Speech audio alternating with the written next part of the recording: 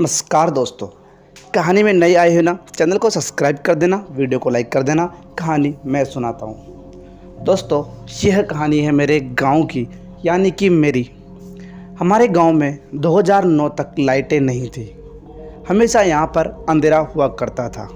दरअसल यहाँ के लोग भी रात को ज़्यादा बाहर नहीं निकलते थे, क्योंकि हमारे गांव में सवारी निकलती थी, यानी कि भूतों की सवारी।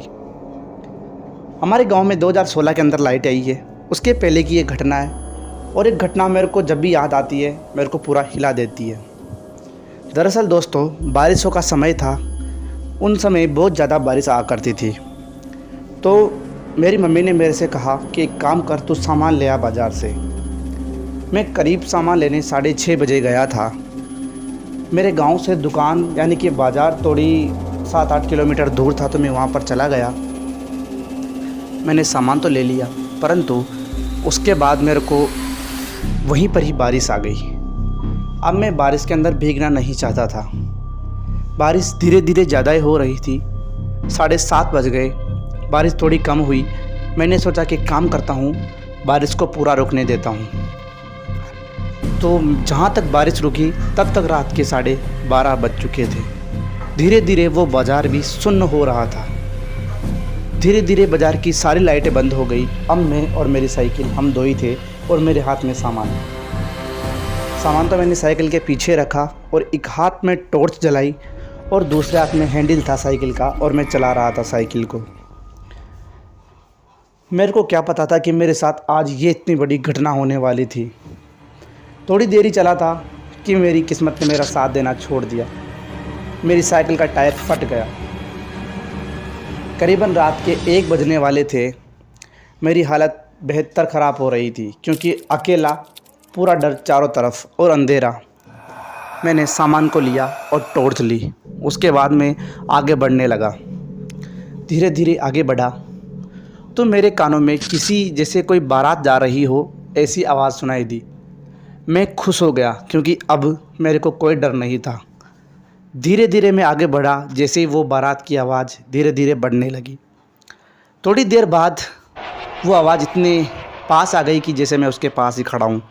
मैं बहुत ज़्यादा खुश हो गया था, परंतु मेरे को नहीं पता था कि आज मेरी हालत ख़राब होने वाली है। क्योंकि जब मैंने देखा कि बारात तो है, परंतु वो बारात आदमियों की नहीं, भूतों की बारात थी। यानी कि जो बाराती थे उनके गर्दन नहीं थी, ना ही उनके हाथ पूरे थे। किसी के हाथ थे तो टूटे हुए। उनके सभी की एक बात कॉमन थी कि उनके पाँव मुड़े हुए थे। और जो दूल्हा घोड़े पर बैठा हुआ था, मानो उसको देखकर मेरी हालत ख़राब हो गई। उसका आधा सर कटा हुआ था, एक साइड लटका हुआ था, और उसकी आंखें दोनों बाहर लटकी हुई थी। यह देखकर मेरी हालत ख़राब हो गई। मैं जिस जगह पर खड़ा था वहीं खड़ा रह गया, क्योंकि मेरे होश उड़ चुके थे। मैंने अपना सामान वहीं पर ही फेंक दिया और दौड़ता हुआ उन कीचड़ में गिरता हुआ अपने घर पहुंचा। घर पहुंचने के बाद मैंने पूरी घटना अपने घर वालों को बताई।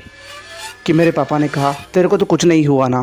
मैंने कहा कि मैं तो सब ठीक हूँ, परंतु मैं धूज रहा था और मेरे पसीना पसीना हो रहा था। उन्होंने मेरे को घर के अंदर बुलाया और अपने पास बिठाकर खाना खिलाया और मेरे को सुलाया। उन्होंने कहा कि तेरी साइकिल? मैंने कहा साइकिल भी वहीं रह गई, और मेरा जो सामान था वो भी वहीं गिरा हुआ रह गया।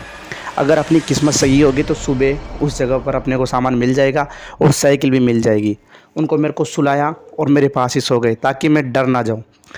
जैसे फिर सुबह हुई, मेरे पापा ने कहा एक काम कर, अपन दोनों चलते हैं। तो हम दोनों चले गए उसी जगह पर जहाँ पर मेरी साइकिल और मेरा सामान रखा हुआ था। साइकिल और सामान में बहुत ज़्यादा दूरी थी।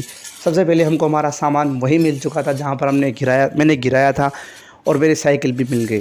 दोनों मिलने के बाद मेरे पापा ने कहा, कहाँ पर तूने वो सब देखा था? क्या तू मेरे को बता सकता है? मैंने कि हाँ पापा। तो मैं उनको लेकर उस जगह पर चला गया। उस जगह पर बड़े बड़े कदमों के निशान थे। ये देखकर मेरे पापा ने मेरे ऊपर विश्वास किया, क्योंकि उन्होंने घटना सुन तो रखी थी, परंतु उनके साथ कभी कुछ ऐसा हुआ नहीं था। इसलिए दोस्तों, कहानी केवल मनोरंजन के लिए थी। कहानी अच्छी लगी तो वीडियो को लाइक कर दे, चैनल को सब्सक्राइब कर दे। मिलता हूँ आपसे अगली कहानी में, तब तक के लिए बाय बाय। और हाँ, चैनल को सब्सक्राइब कर दो जल्दी से जल्दी, अपना परिवार धीरे धीरे बड़ा हो रहा है। मिलता हूँ आपसे अगली कहानी में, बाय बाय मेरे साथियों, ध्यान रखना और मस्त रहना।